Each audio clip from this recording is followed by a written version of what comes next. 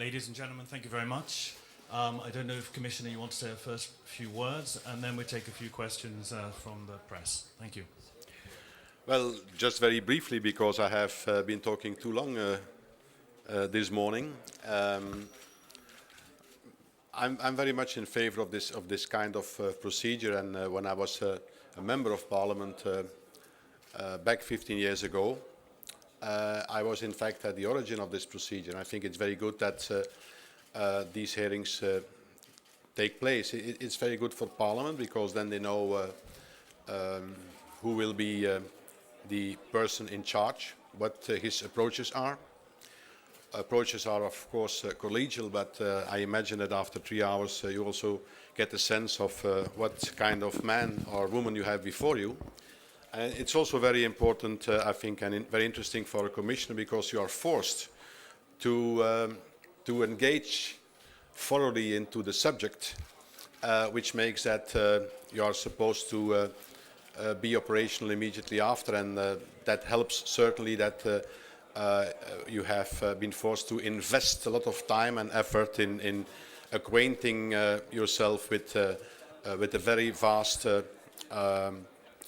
domain that trade is. And I must say that I'm a little bit, I was a little bit acquainted with trade, but I must say that when you look into the different chapters and all the problems and the regions and so on, this becomes a very complicated patchwork, but that's of course what makes it fascinating. And I'm open to some more questions. It's you're starting from question 56 now.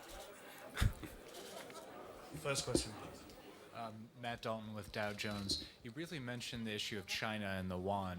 And I'm just wondering how you think the Commission should deal with anti-dumping issues and the issue of China's undervalued yuan. Well, I'm answering to the questions that are put to me.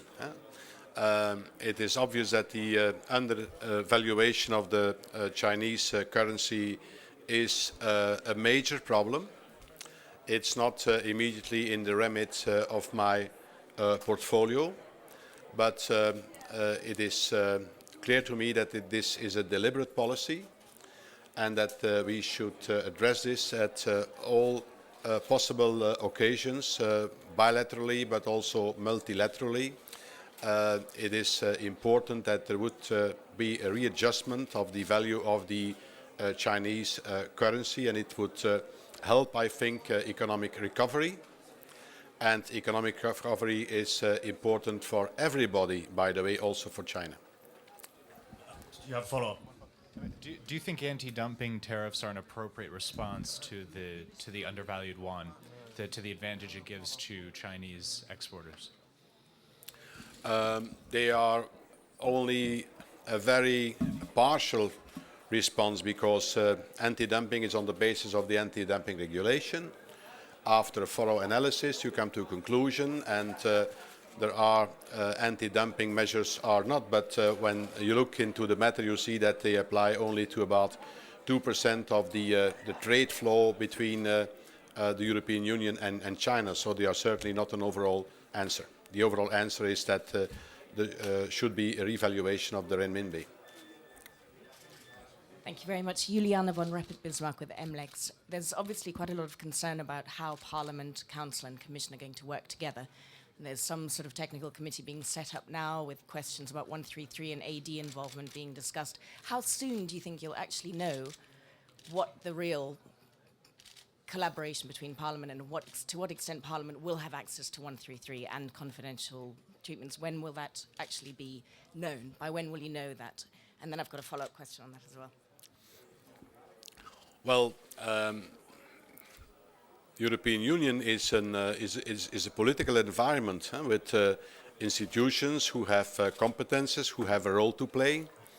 I think it will not be easy to open 133 discussions to parliamentary presence. This will be discussed further within the framework agreement that will address those issues horizontally, but one should not forget that 133 not only addresses the Council, but also the Member States. It's a mixture of negotiating tools, of legislative approaches. It's also about implementing. So I do not see that we will get an early agreement on an overall access of Parliament to 123.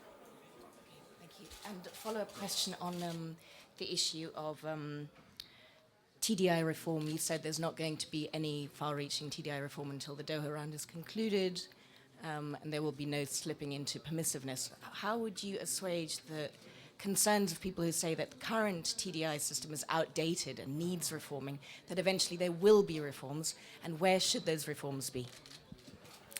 Well, I didn't say it's outdated. I think it's rather you who says it. But It's people who say it. You say that. But journalists are supposed to say what people say, no? I think this is not the time. It's not timely to address that matter. I prefer to wait the end of the Doha round,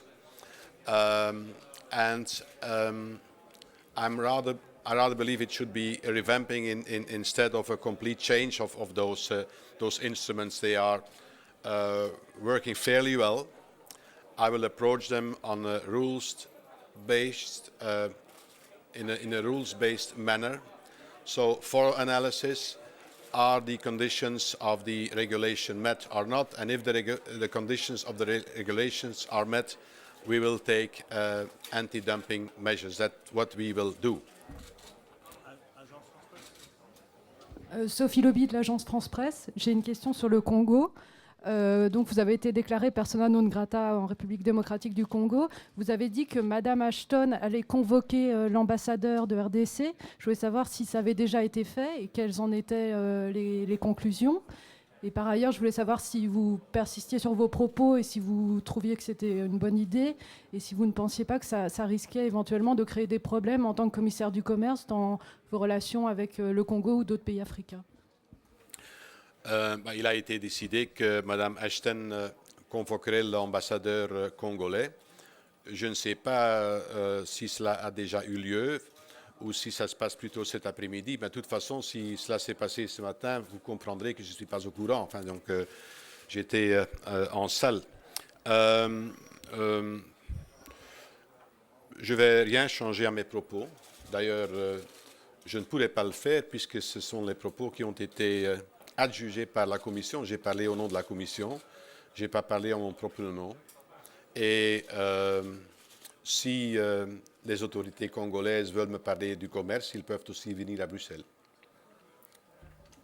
Hi there, it's Adam Fleming from the BBC in London.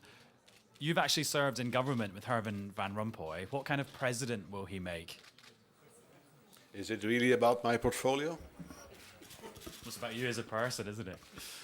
I think he will make a good president of the European Council because he is a very smart politician. He can strike a deal. He is a very knowledgeable macroeconomic schooler. And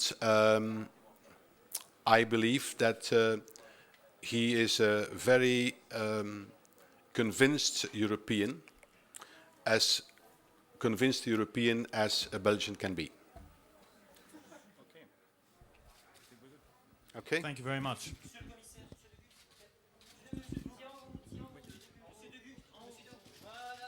Ah, on sait que c'était une question. Ça va, merci.